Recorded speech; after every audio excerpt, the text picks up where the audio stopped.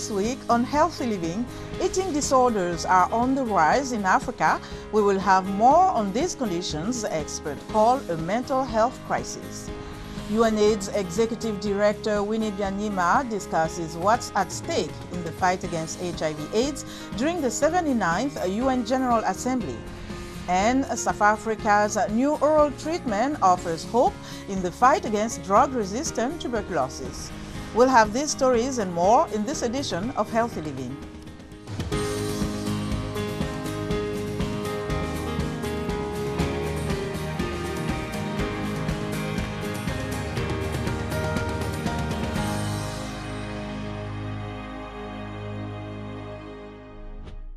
Hello, I'm Linor Moudou. Thank you for joining us for another edition of Healthy Living.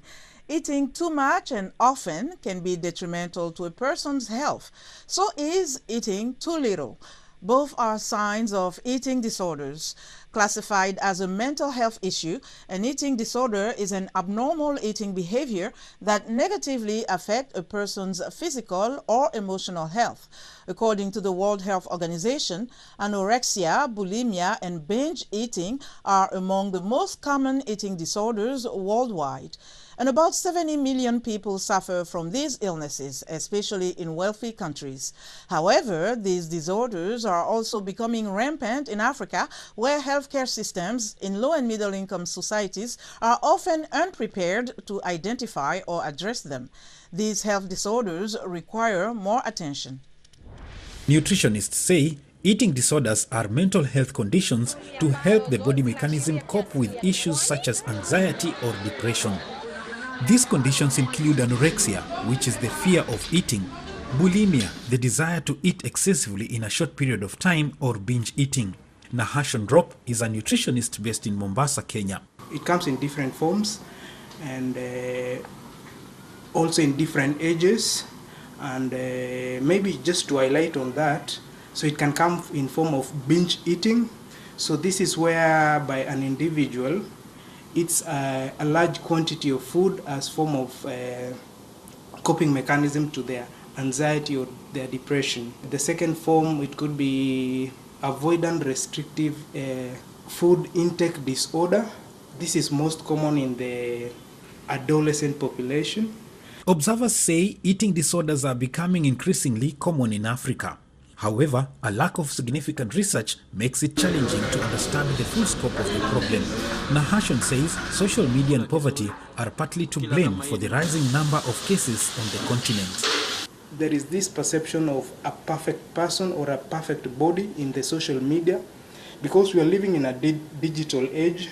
So social media is the biggest influence.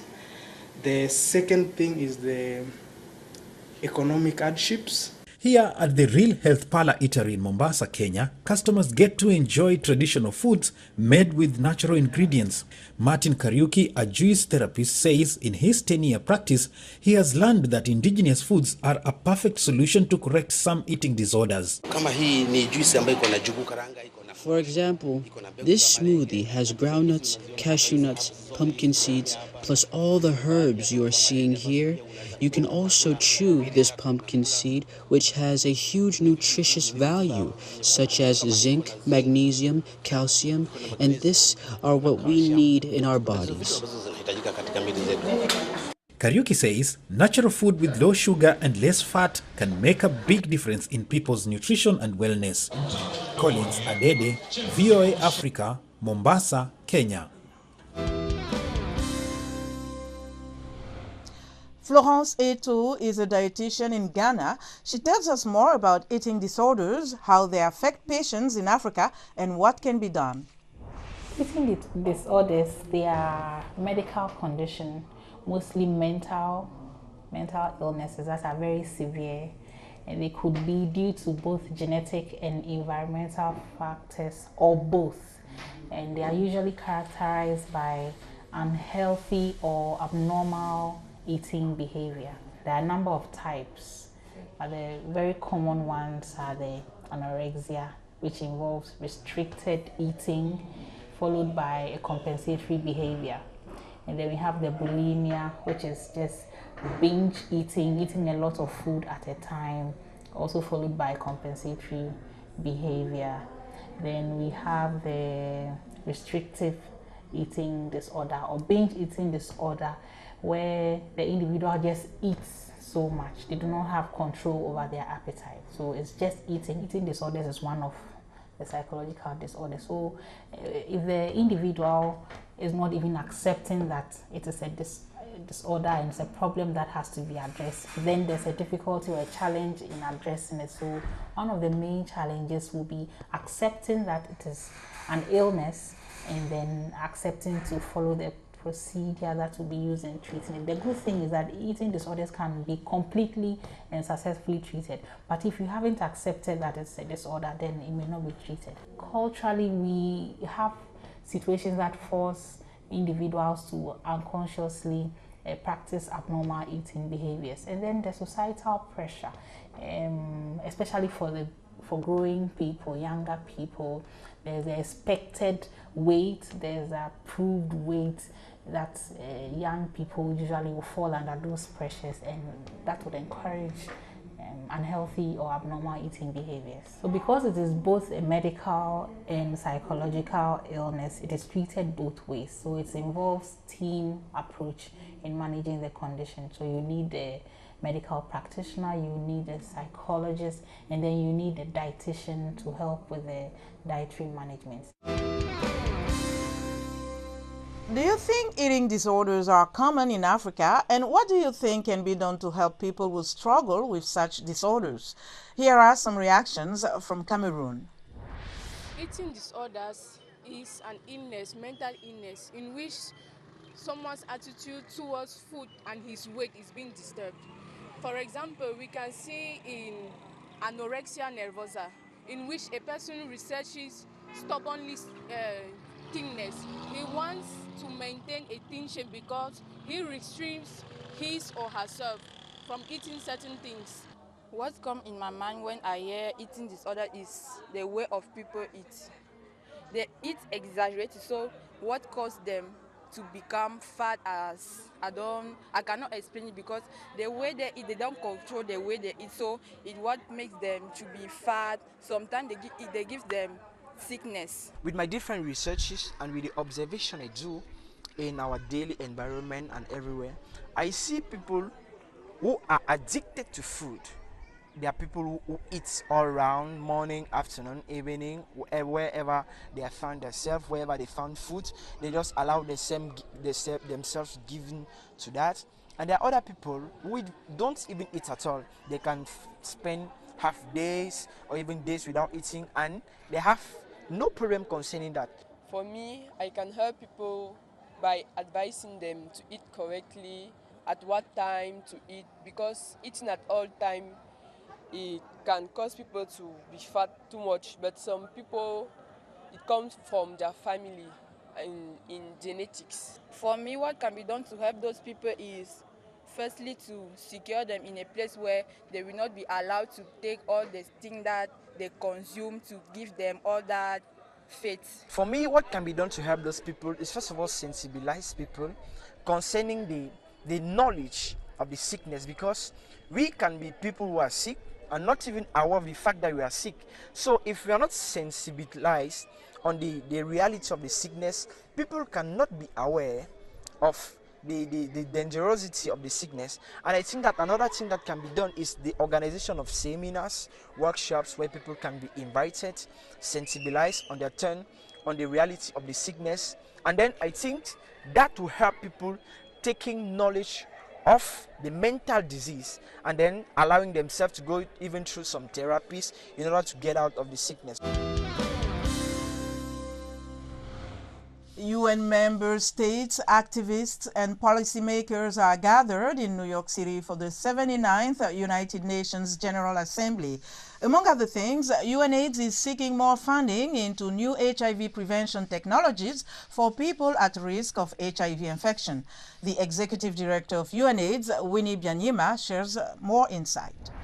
The global AIDS response is one of the most successful stories of multilateralism. So I'm here at the United Nations first to showcase global solidarity at its best, that 25 years ago, the world came together, rich and poor countries all over the world, they came together here and agreed to fight together. They put up a program. This is the program I lead, the joint program that would set the direction, show the targets, bring the data, and advocate for the policies to end AIDS. They put together a global fund, and the American government set up its own program called PEPFAR. All of that together has led to a world where 3/4 of the people living with HIV are on treatment. But we still have 9.3 million people who are not on treatment, 1.3 million new infections last year. We need to close that tab. So I'm here first to say the world can come together at the United Nations and achieve a big goal. We have at least 6 countries that have achieved the midterm goals of 2025. That is achieving the treatment targets. So we believe it's achievable. What I would say to our young people in Africa is that Africa is a continent of opportunity, and that they are privileged to be born and to be living in Africa. They should value their lives. And despite the challenges, political, economic, social, it is growing, and they are the ones growing it. So protecting their health is critical. Having sex and enjoying it is a good thing, but you have to do it with care. Tuberculosis remains a critical public health issue in many countries and is a leading cause of death in South Africa. Over the past 6 years, the BEAT tuberculosis study conducted in South Africa on children and pregnant women has revealed a promising new oral treatment that could mark a significant breakthrough in the fight against drug-resistant TB. Zahir Kasim reports. These pills are part of a drug trial in South Africa that may help revolutionize tuberculosis therapy. A new regimen cured 85 to 90% of patients with drug-resistant TB, up from 50% for previous regimens. We found safe and effective treatment for pregnant women and children, but also we've awakened the field to say, actually, this has to be done. Women, children, and men in the BEAT tuberculosis trial all received the same regimen. That's a change from previous treatments, even though TB often affects entire families. The daddy gets one easy regimen to take, and then the mom gets a more complicated one because she's pregnant, and the child gets an even more complicated one. Dad is cured after 6 months, mom is cured after 8 months, and we wait for 9 months. We wait for 18 months for us to be able to know if the child is cured. So that's really an unfortunate set of circumstances. Dr. Pauline Howe supervised the study. She says the new regimen has the backing of the World Health Organization. That basically means that countries can take the recommendation of the regimen and run with it, which is fantastic, because the more options we give countries to work with, the more options we can then translate to patients who need treatment. Leslie Marbury is Southern African Mission Director for the United States Agency for International Development. She says breakthroughs like this new treatment could eventually pave the way for a world free of, or at least less troubled by, TB. They're coming from high-burden countries like South Africa who are motivated. Then I feel confident that we can end tuberculosis as a global health challenge. TB claims over 1 million lives each year, but experts say with early detection, simplified treatment regimens. Zahir Kasim, VOA News, Johannesburg, South Africa. That's our show for today. For more health news, wellness tips, and medical breakthroughs, stay connected to Voice of America at voaafrica.com. You can follow me on X at Linoch Mudu. Until next time, stay well and strive to make every day a healthy day.